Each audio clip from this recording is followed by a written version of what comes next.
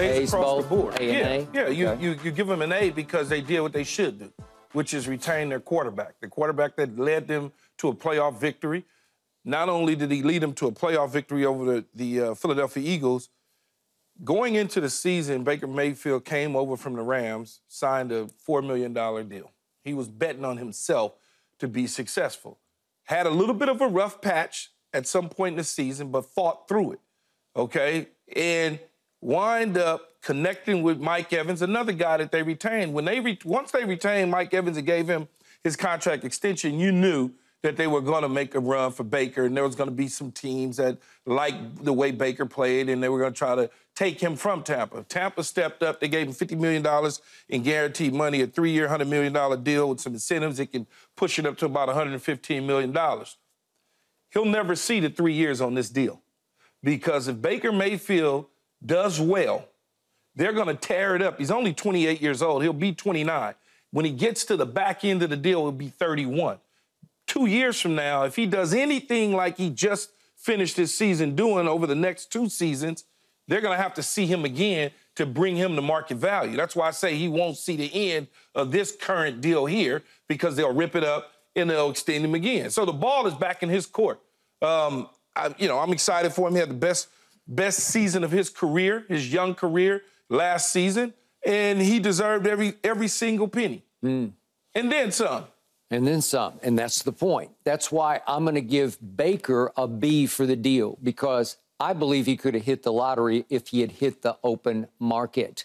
And if he hit the open market, though, Skip, as I told you before, you're going away from people that know you. Okay, I'm just saying, just on deal, if I'm grading the deal, I promise you he gave them a hometown discount because they gave him a chance when maybe nobody else would have given him a chance last year, and he honored that. He took that to his bank and gave them something of a Tampa Bay discount, which will benefit him, to your point, maybe down the road. Down the road. Because it's fair is fair, and let's make a deal together. But if you ask me in a vacuum to grade Baker's deal, I'm going to give it a B because I believe he could have gotten more on the open market. But that's cool for your point because the intangibles are big value here. Yes. And for Tampa Bay, I'm giving them an A+ here because they got a Baker Mayfield who lit it up for them. And you can talk about his rough patch, and I got it. But when I look at the totality of his achievement last year coming from nowhere, which was Carolina, his numbers across the board were better than Tom Brady's numbers across the board the year before, which was Brady's swan song year. They just were. They were a little better here, and here. And he winds up with, if we throw in the playoff numbers, 34 touchdowns to 12 interceptions. Keyshawn, that's really good. And if I break it down and I look at what he did game by game and maybe I'm cherry picking, but I'm showing you some true highlight games. He set the tone. Their opener was at Minnesota against Kirk Cousins. And again, it's just, you set the tone. You just go in there and you could say they stole it, but they won 20-17. He threw 2 touchdown passes. A win is a win. It's just a win. And so you're off to the races. Then the fourth game, they go to New Orleans, which, as we all know, it's a hard place to play. And that is the division rival for them, or has been for the last few years. A team that Tom Brady just couldn't deal with, had his number the whole time he was in Tampa, even during the Super Bowl year until the playoffs. But he goes in there and beats them 26-9 with 3 touchdowns and only 1 interception. Baker Mayfield did that, and that was impressive to me. Then he goes to Atlanta. And looking back, this was another tone setter in the division because he hits Cade Otton with 36 seconds left for a touchdown, and they pull it out, 29-25, and he has 2 touchdowns to no interceptions. And I'm like, that's good because Atlanta is a young, talented team on the rise, as we know, okay? Then he goes into Green Bay, and this kind of got just swept under the carpet. But he goes into Green Bay, and Green Bay was starting to get good. They were starting to take off. He wins that game 34-20 with the first perfect passer rating in the history of Lambeau Field. Well, you got to give him that. He did that. And in that game, he threw 4 touchdowns to no interceptions against a team that blew my team off the field in a playoff game. And that wasn't hard. Okay, well, okay, you can say. But what Baker did up there at their place, that was hard. And he did that. Then they went home and they had Jacksonville. And Jacksonville had a run early in the year. Maybe they were starting to teeter a little bit. But Baker had a QBR of 91 in this game, and they won 30-12. Then Philly comes for the playoff game. And Philly has definitely fallen on his face mask. But it's 32-9 Tampa, and Baker throws for 337 yards. That's pretty good in a playoff game, albeit at home, but it was better than Brady's last playoff game at home against my Dallas Cowboys.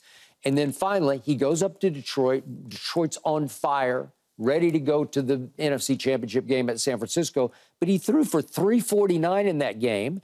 He threw 3 touchdown passes. He threw 2 interceptions. One of them was desperate late when they were just trying to everything they could to get back in the game, but they kept it close. They played.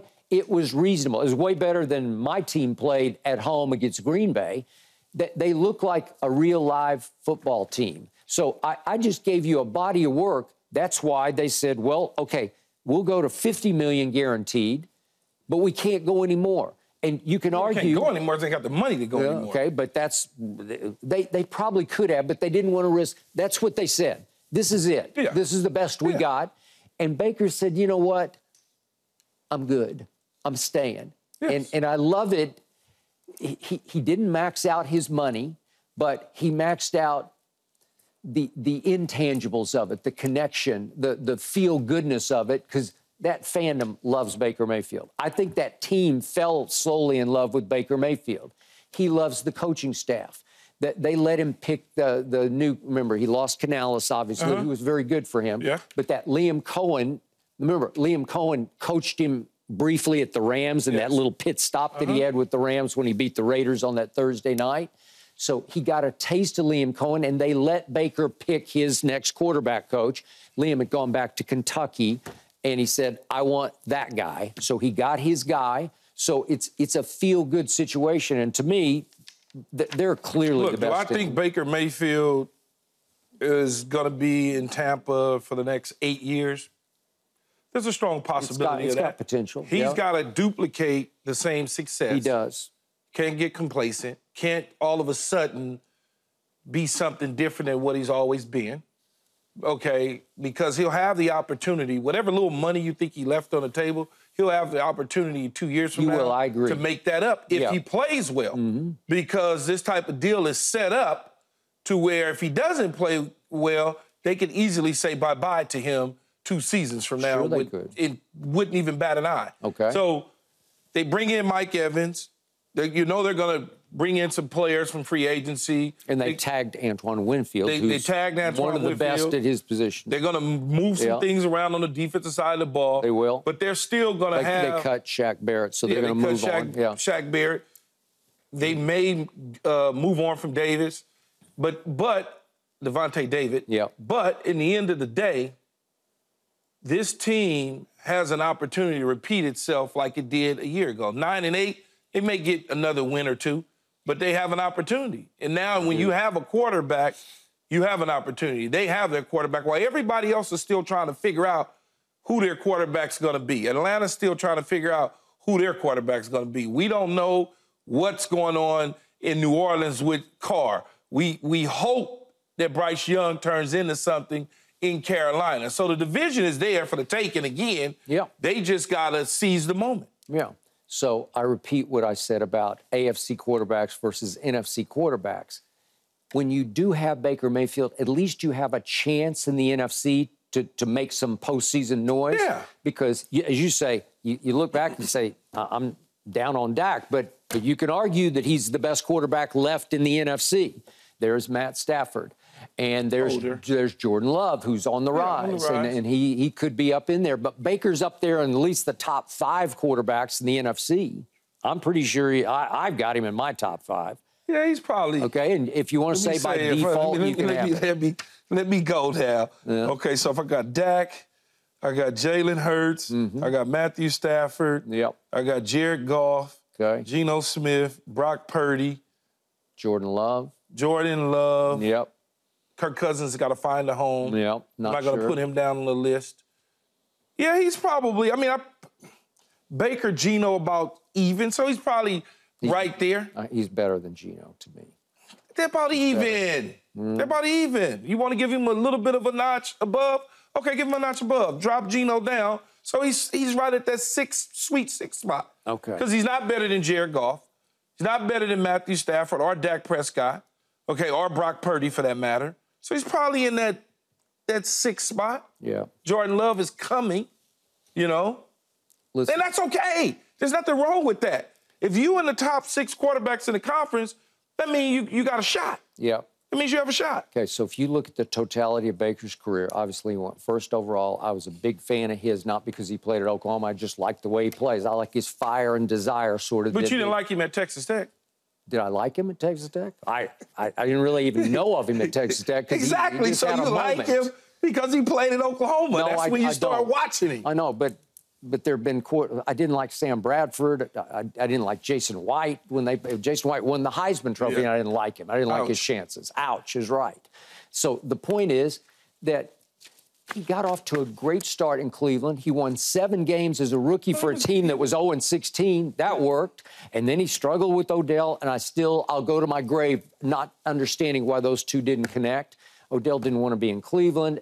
Baker loved Odell, but he's force-feeding him the ball, and it didn't work. Whatever happened, it did not work. Understood. And then all of a sudden, Odell goes down, this is year 3 for Baker in a game in Cincinnati, and they just take off, and they go 12-2 and go win a playoff game at Pittsburgh. Well, Baker had him on the ropes in Kansas City. Yeah. And Kansas City could have lost that game to Cleveland, but they wind up pulling it out. On any given Sunday. Remember that? Yeah.